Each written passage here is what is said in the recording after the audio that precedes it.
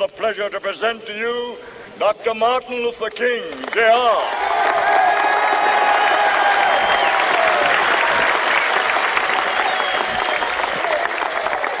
I am happy to join with you today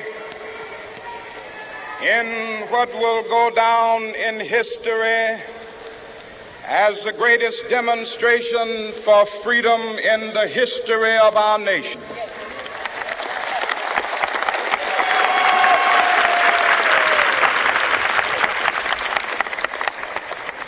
Five score years ago,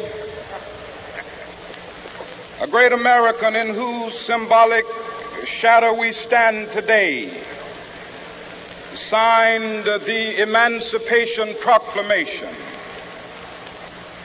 This momentous decree came as a great beacon light of hope to millions of Negro slaves who had been seared in the flames of withering injustice.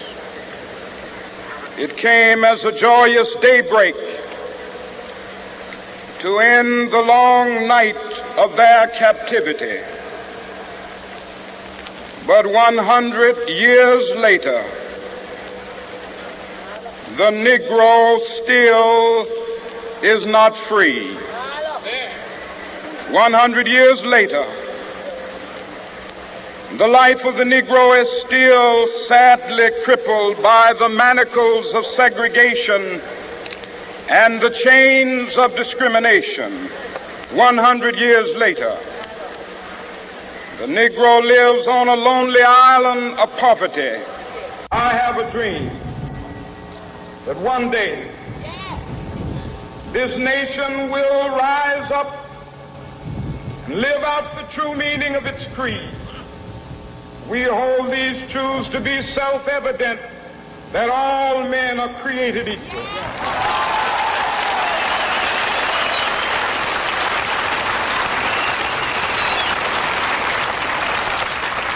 I have a dream that one day on the red hills of Georgia, sons of former slaves and the sons of former slave owners will they be able to sit down together at the table of brotherhood. I have a dream that one day, even the state of Mississippi, a state sweltering with the heat of injustice, sweltering with the heat of oppression, will be transformed into an oasis of freedom and justice. I have a dream. My four little children will one day live in a nation where they will not be judged by the color of their skin, but by the content of their character. I have a dream today.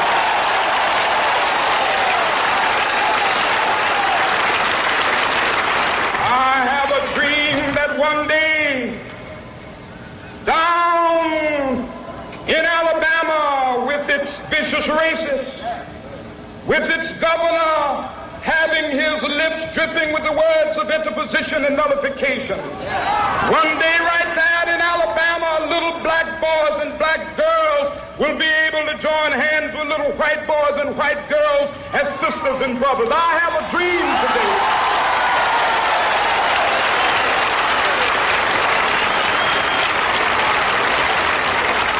I have a dream that one day every valley shall be exalted, and every hill and mountain shall be made low. The rough places will be made plain, and the crooked places will be made straight, and the glory of the Lord shall be revealed, and all flesh shall see it together.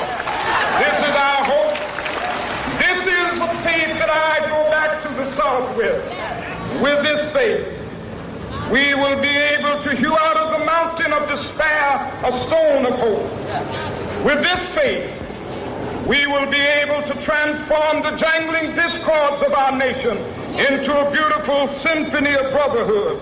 With this faith, we will be able to work together, to pray together, to struggle together, to go to jail together, to stand up for freedom together, knowing that we will be free one day.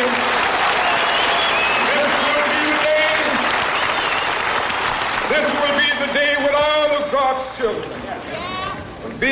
to sing with new meaning, my country, tears of thee. Sweet land of liberty, of thee I sing. Land where my fathers died, land of the pilgrim's pride. From every mountainside, let freedom ring. And if America is to be a great nation, this must become true. And so let freedom ring.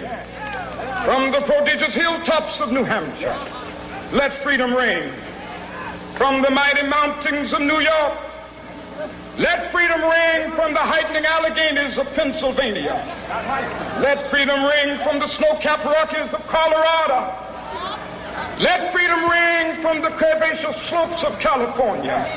But not only that, let freedom ring from Stone Mountain of Georgia. Let freedom ring from Lookout Mountain of Tennessee.